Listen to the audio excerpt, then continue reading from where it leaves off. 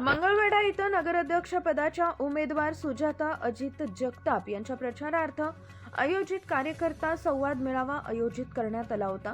त्या मेळाव्यात बोलताना आमदार समाधान अवताडे काय म्हणाले ते बघा।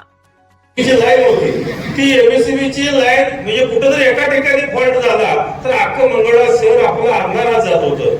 पण गेल्या 4 वर्ष मी प्रयत्न करतोय। हे 4 वर्षाच्या प्रयत्नामध्ये आता डिवाइड लाईन झाली।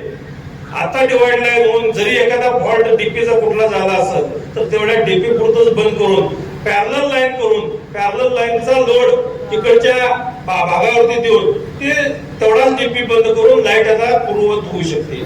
म्हणजे अशा गोष्टी सुद्धा या शहरामध्ये आपण केलेल्या आहेत। ऐतिहासिक आपला किल्ला आहे, त्या किल्ला संवर्धनासाठी सुद्धा 2 कोटीचं काम आता जवळपास सुरू आहे आणि 5 कोटीचा अजून निधी आपण तोही मंजूर करून घेतोय। शिवाय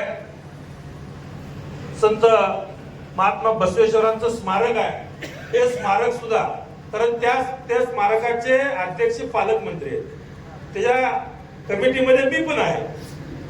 मला वाटतं मी यायच्या अगोदर भाषण झालं होतं आमच्या शिवानंद पाटलांचं।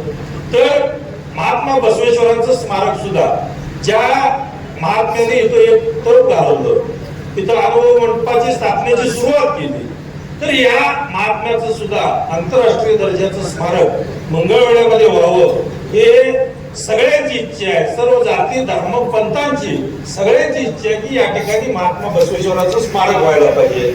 मग महात्मा बसवेश्वराचं स्मारक करायचं आहे, त्यासाठी लागणारी नगरपालिकेची जागा असेल किंवा गावठाणातल्या जागा असतील, आता ग्रामपंचायत तर आपण हे करून त्याचा पुढे बोलतोच मी, परंतु या सगळ्या गोष्टीसाठी नगरपालिका आपल्या बरोबर असणं हे खूप गरजेचं आहे।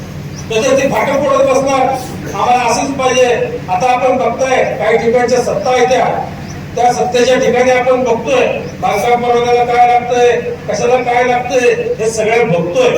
बरोबर आहे नजर तुमची काही दुकानाची तक्रार होती तुमची, पण आता ठरले डोबळेचं आपण तुका करायचं, त्यामुळे काय बोलायचं नाही।